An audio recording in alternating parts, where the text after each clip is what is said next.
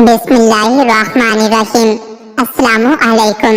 रोजाना वाक़यात सुनने के लिए इस चैनल को सब्सक्राइब करें।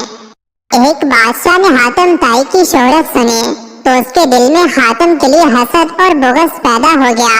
उसने सोचा कि जब तक हातिम जिंदा है मुझे इज्जत और शोहरत नहीं मिल सकती, ख्वाह मैं कितने ही भलाई के काम क्यों न करूं, लोग हातिम ताई की ही तारीफ करते रहेंगे। बादशाह ने एक चालाक और लड़ाई के दांव पेच जानने वाले एक शख्स को तलब किया और उसे हुक्म दिया कि वो हातिम का सर काट कर उसके पास लाए। कराए का ये कातिल अपने तरकश को तीरों से भरकर और तलवार को तेज करने के बाद उस जगह पहुंचा जहां हातिम ताई रहता था। इस कराए के कातिल की मुलाकात वहां एक खुश तबा, खुश अतवार और खुश गुफ्तार शख्स से हुई।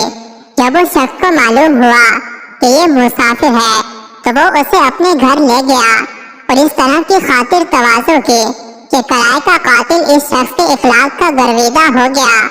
अगले दिन जब वो उससे रुखसत होने लगा तो उस नेक शख्स ने कहा कि मेरे पास कुछ दिन रहो और मुझे अपनी खिदमत का मौका दो। इस कराए के कातिल के दिल में इस शख्स के लिए इज्जत पैदा हो चुकी थी।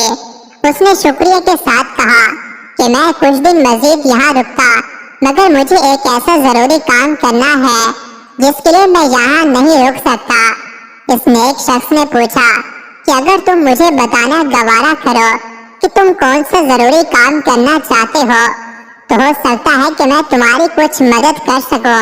उस कराए के कातिल ने निहायत राजदारी से कहा कि मुझे मेरे बादशाह ने हातिम ताई का सर लाने भेजा है। मैं हातिम ताई का सर काटकर बादशाह की खिदमत में पेश करना चाहता हूँ।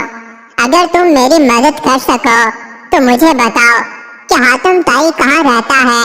वो नेक शख्स उसकी बात सुनकर मुस्कुराया और कहा कि मैं ही हातिम ताई हूँ।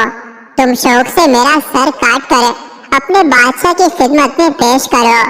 अगर तुमने ये काम अभी ना किया तो लोग तुम्हें ऐसा करने नहीं देंगे और उल्टा तुम्हें नुकसान पहुंचाएंगे।